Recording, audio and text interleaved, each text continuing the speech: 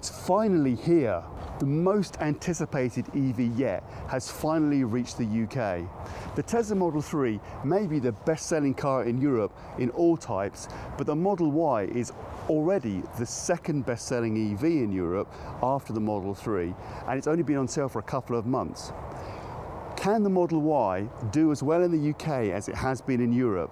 Let's find out. Before I go into details of the Model Y, don't forget to like, comment and subscribe to our YouTube channel. You could be forgiven for thinking the Y looks like a tall Model 3, because that is essentially what it is. It's not actually that much smaller than the Model X. It's built on the same platform as a Model 3, but in SUV format rather than a saloon.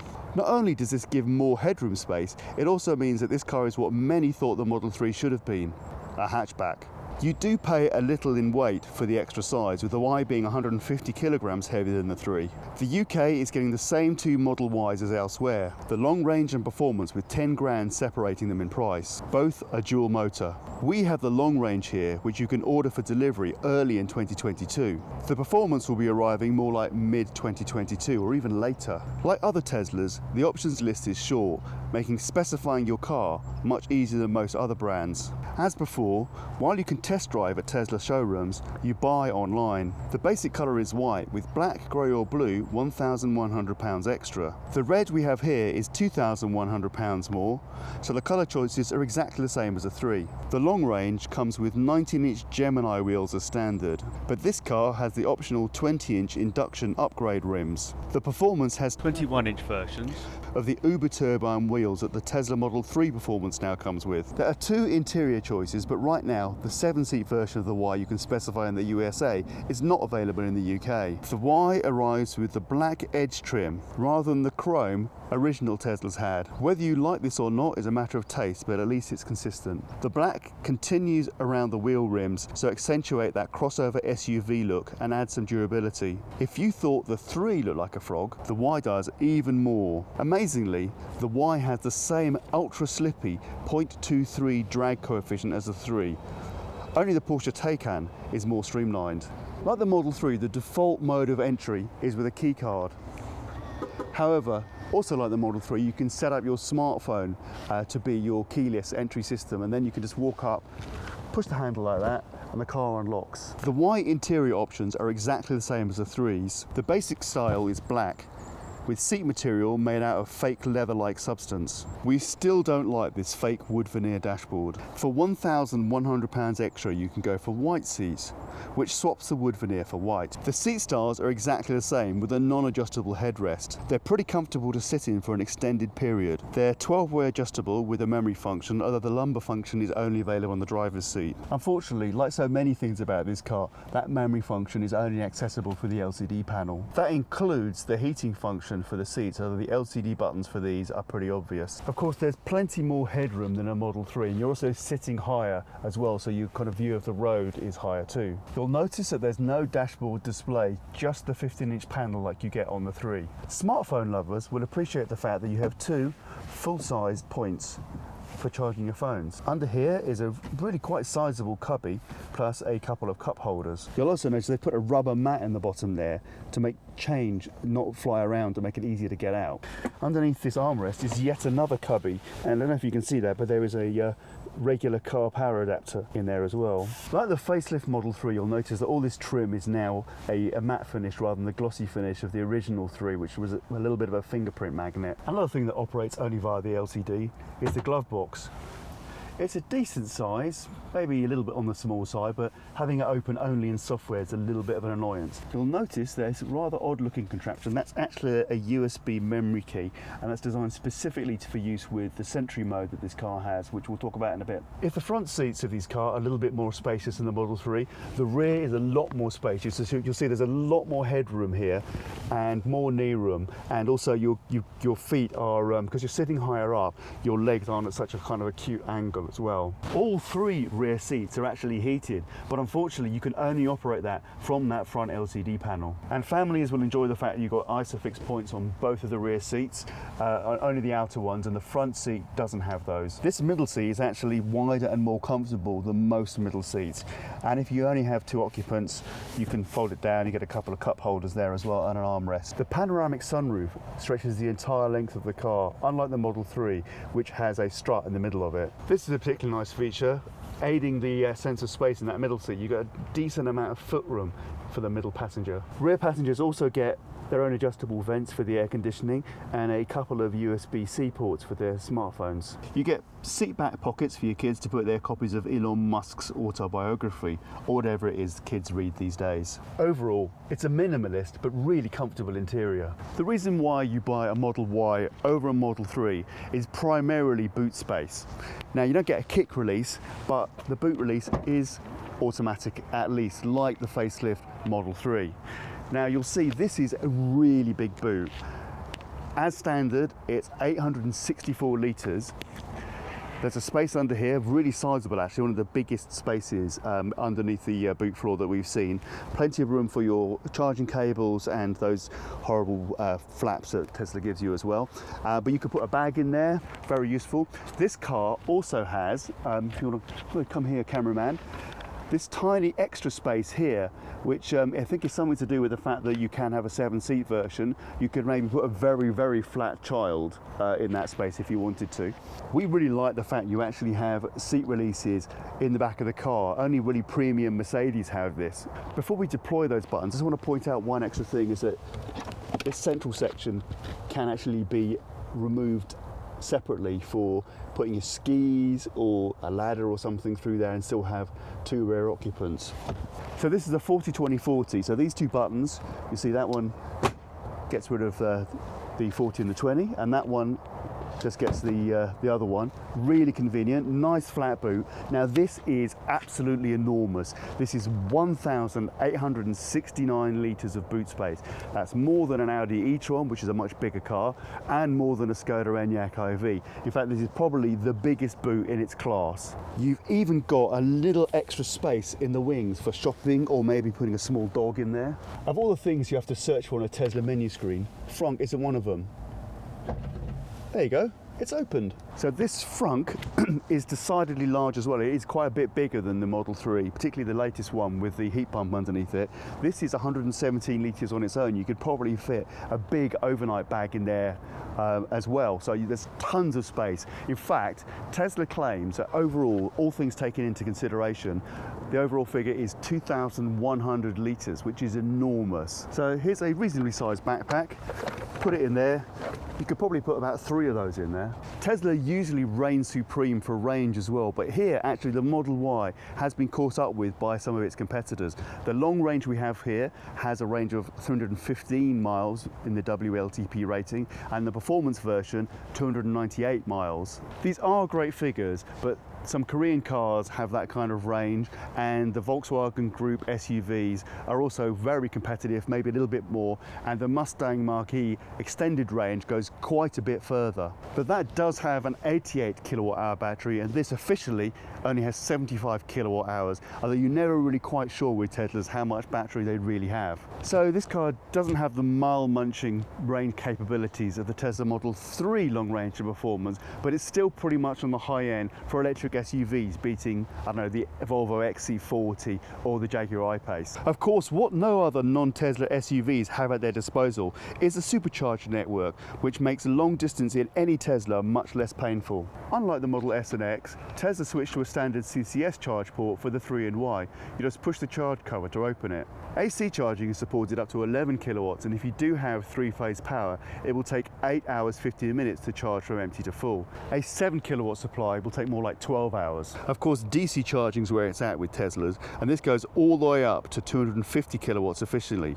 So on a V3 Tesla supercharger or Ionity 350 kilowatt supply, you can get from 10% to 80% in just 25 minutes. In other words, all you need on a long journey is just a toilet break and a coffee every couple of 100 miles, and then you're on your way again. The first thing most people remark upon when they get inside a Tesla Model 3 or Y is just how minimalist it is inside. Where are all the buttons? The answer is here. Pretty much everything is controlled through this 15-inch central LCD panel. But before we get to that, let's talk about the things you can control without the LCD panel. If you've got your smartphone paired with the system, you can just press the brake pedal to get the system started. Otherwise, you're going to need to use this key card and place it here on the central console. Choosing drive is like a Mercedes automatic of recent years, because this system was originally from Mercedes in earlier Model S cars. You put the right stalk down for drive, up for reverse, and push the button on the end for park. If you have this car set up for auto hold, that will come on automatically once the car's come to a stop. This left-hand stalk is for indicators, and you can press the button on the end for a quick windscreen wipe. You may have noticed though that this stalk doesn't control the actual wiper speed, yet that's something you actually have to go into the LCD menu to configure, and that is a bit of a problem and actually potentially a safety concern. This left-hand dial on the steering wheel is controlling media volume and skipping tracks backwards and forwards. The right-hand one is for the adaptive cruise, which we will discuss later in this review. Another nice new feature with the Y is that the steering wheel is finally heated, which it wasn't for the Model 3s and the original Ys in the US. Another thing you don't have a separate control for is the lights. You can only kind of dip and undip the main beams here with the stalk. Now that's not really much of a problem actually, because the auto system is pretty good. Open the doors from the inside is a little bit unorthodox using this button on the handle. This catches some people out until they get used to it. There are these emergency handles on the doors as well, but you're not supposed to use those because they don't lower the window when the door opens and it can cause damage. What else is missing? Well, of course, that dashboard display we talked about. The Model S and X do have this, but the 3 and Y don't. It's really weird to begin with, but you get used to it. We would love to see a head-up display in the 3 and Y. That means you need to see the speed on this, the giant 15-inch landscape-orientated LCD, which operates virtually everything. So this is a European car. You may have noticed the left-hand drive, and on the British cars, this will be on the right-hand side of the screen rather than on the left. As you can see, it's got a full schematic of the car. You can do things we showed you earlier, opening the front. You can unlock the car. You can open the boot, open the charging spot as well. There are these icons down the side which show you what drive mode is and your lighting situation, and somebody in the car is not wearing their seatbelt. I think that's probably the cameraman. Now this will change contextually, so if you're actually parking, it will show some sensor information here and showing you what a really useful feature actually, the distance front and back when you're parallel parking in a spot on a street. When you're driving, and we'll show you that a bit later, it has models of the cars around you which is detected. It's really funky and all part of the ADAS system. Down the bottom here is how you change the speed of your windscreen wipers. Definitely not as easy as using a stalk on the steering wheel. You can actually swipe left to see the tyre pressure, and if you swipe right you get a trip meter. But there's loads more extra stuff in this menu. You'll notice that the sat-nav is a really big portion of the screen. It's a pretty cool system. You can add a destination via keyword, via address, via postcode, and you can see it also has things like points of interest for superchargers there. You see these red lines here which are actually showing traffic information. Now this is something you only get with premium connectivity. So most cars come with either a month or a year of that as standard, but after that it's £9.99 a month. So you get a bunch of icons at the top. You can see this one shows you the charge. You can switch between range and if you click that, range and percentage. This one here, we mentioned the memory seat function. You can actually save and restore profiles, which are all the settings for individual people, and that actually includes the seat profiles. These ones are for the Sentry mode, which is the security system, and you can see it's got attached to Wi-Fi. It's actually, I think, within the range of the Wi-Fi of this building, Tesla building that we're next to here. There's so much more in this display as well though. So you can see there's a row of icons down here. The aircon is operated by these icons. If you press that, it turns it on, and you can actually adjust the flow just by moving your fingers around. Pretty freaking cool once you work it out. You'll then see that there's all the controls for things like the filter. You can change this fan setting. There's a dog and camp modes for that, kind of useful. And this is where you adjust, so you can turn on heated seats for the rear passengers. I'm now toasting my cameraman's bottom here. Turn it all off, and then you kind of turn it off again with this button here. And guess what? There's more. And now we get to some of the really cool features of a Tesla. Well, for a start, you do have the typical stuff like music. You see that popping up there. It's DAB. If you go up, we can choose between, you can get it from your phone. There's built-in Spotify, so that you can either use Tesla's own account for that, or you can use your own and sync with your own settings. Karaoke is kind of fun. That means you can sing along with other people's tunes. There's a tune-in radio, and yet there's more entertainment. This stuff primarily works when you're stationary. You can adjust the music when you're not stationary. Toy box. This is the emissions thing. I don't know whether you heard that. That makes a fart noise. Very much fun for the kids. Another thing is the entertainment mode, which gives you can play games in the car, and of course the very infamous ability to watch Netflix here as well. And they're going to be adding other functions to that as well. There's a web browser, which you can see is giving us some offers on cars, including the Tesla Model Y. And you can look at the energy of the car, charging. There's even a calendar, which you need to connect to your phone to get. Just absolutely tons of things. And we've not finished. Of course, there's the car settings. Quick controls for all the kind of everyday things if you need to get to those fast. Adjustments for lights. You can figure out how so this shows you the paired keys with the car. You can adjust how this display works. Driving modes, so you can see that there are different modes for the steering. Acceleration, chill is just kind of if you want somebody who is going to get really freaked out by how fast this car is. Put it on chill mode, and then you can choose whether you have creep, roll, or hold so this car wasn't set up for auto hold. Turn that on. Autopilot, which we'll talk about a bit. This one has auto steer. Put that on. Some settings for the navigation, safety and security, various things to help with service, so you can set up for towing, and of course the very, very popular software updating ability, which allows you to get all these new features rolled out to your car. The media screen is one area where Teslas are way ahead of the competition. The other is how they drive. The Model Y we're driving here is the long range. The performance model hasn't hit the UK yet, so this is the slow one, but it still takes just 4.8 seconds to hit 60 miles per hour with the top speed of 135 miles per hour. Sure, the Volvo XC40 and Jaguar I-Pace are faster, but not by much. If you really want the most stupidly quick electric SUV on the market, the performance version of this takes just 3.5 seconds to hit 60 miles per hour and on to a top speed of 150 miles per hour. Right now, there isn't a non-Tesla SUV that's quicker. The GT version of the Ford Mustang Mach-E will match it, and there's a version of the Kia EV6 that has a similar 0 to 60 as well. But the only electric SUV that will go faster is a Tesla Model X Performance. You probably don't need an SUV that fast. This long-range model will be fast enough for most people. Handling is also incredibly flat for such a tall car because the battery and the weight ratio is very, very low. The all-wheel drive keeps the car on the road with ease around corners. This is another effortlessly quick Tesla which you can drive with real gusto. It sits beautifully on the motorway too. This is the best handling electric SUV around.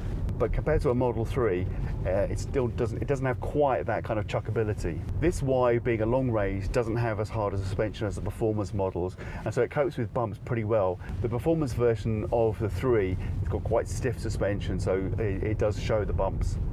We'd assume that the Model Y performance would be the same. The Model Y doesn't have a Euro NCAP rating yet, but the 3 does have 5 stars, and the US Model Y has 5 stars from the American organisation that gives those ratings. Like all other Teslas, the Model Y has emergency braking, collision warning, both front and rear, and blind spot detection. So we just wanted to show this display. You can see the other cars on the road are being picked up and modelled. This will even show things like cats and dogs that are crossing the road. There is a dash cam built in, and as long as you have a flash memory key in that USB port in the glove box, it will record events if you hit something or if you hit the honk horn in the middle of the steering wheel. You can also turn on sentry mode when the car is parked, and it will sense if any kind of motion is nearby and make a recording. However, that does rather sap battery life, about 1% a day. So now we come to autopilot, which is standard on all Teslas. If you pull this right hand stalk down a second time beyond drive mode, you get the standard adaptive cruise mode. If you pull it down one more time, then you get to the auto steer mode, which we can't actually show you that because we're not driving on a motorway, but if you do that, the car will actually steer around corners for you. You do need to keep your hands on the wheel and give it a little jiggle to show the system that you're still awake. But this is one of the most relaxing cruise controls around. This wheel on the right changes the limiting speed up and down, and if you jog it left and right, you can change the distance to the car in front. Of course, Tesla is beta testing self-driving in city streets in certain parts of the US already. You can buy that in advance in the UK for £6,800 with the full FSD option. But you don't get much extra with that in the UK other than traffic light and stop sign control. Right now, the £3,400 enhanced autopilot gives you loads of features for less, all of which are also in FSD. This includes Navigate on Autopilot, which allows the car to change lanes automatically just by indicating, so long as there's space for it to move into. That also includes Auto Park, which frankly doesn't work that well in narrow British streets. There's also Summon and Smart Summon, which allows you to lead the car out of a tight space that is too narrow for you to open the doors. Very useful if you've got a garage that's really, really tight. So far, the Model Y sounds absolutely brilliant. There's one catch with the UK release. It's a bit more expensive than we were expecting. The long range is just under £55,000, which puts it £6,500 more than the Model 3 long range. The performance version is just under £65,000, which is £5,000 more than the Model 3 equivalent. That's quite a lot more for the SUV format and extra boot space. This is a brilliant car, but in the US, the Model Y is much cheaper in local currency. This does mean that the Volkswagen Group electric SUVs have an opportunity at the value end of the scale, particularly the Skoda Enyaq iV. The Model Y is faster and has much better technology than any SUV from VW Group. However, you may want a more conventional interior as well. Insurance groups haven't been released yet, but if the Model 3 is anything to go by, this car will probably be in Group 50, so it will be expensive to insure. The warranty is decent, but not up to Korean standards. The basic warranty is 4 years for 50,000 miles. The battery warranty is much longer. That's 70% for 8 years or 120,000 miles. If you already own a Model 3, should you be yearning for a Model Y? Well, only if you really need that extra boot space. Otherwise, if you've got 55 grand that you want to spend on an electric SUV, the Model Y should be top of your list. Let's have a look at that parking camera. You can see you get two side camera views and the rear view here with some guidelines. And you might just be able to see there's a little bit of sensors there. Nothing much is showing up yet, but I think when we get around the corner and get close to that wall, you'll see that starts to appear. And perhaps most usefully, it actually shows you distances, and that'll be at the front as well if there's a car in front. That's really useful for getting precisely in the right spot when you're parallel parking. This is a really nice car to drive. It's really well equipped. It just feels comfortable. It's very, very easy. We've waited for ages for the Model Y to reach the UK. Was the wait worth it? Yes, this is the best electric SUV on the market, as we expected. It has huge boot space, amazing performance and handling, and excellent technology. Then there's the superb supercharger network and really good range to make long distance travel a true breeze. But the Model Y is in a much higher price category than the Model 3. So an absolutely brilliant electric SUV if you can afford it. Don't forget to like, comment and subscribe to our YouTube channel.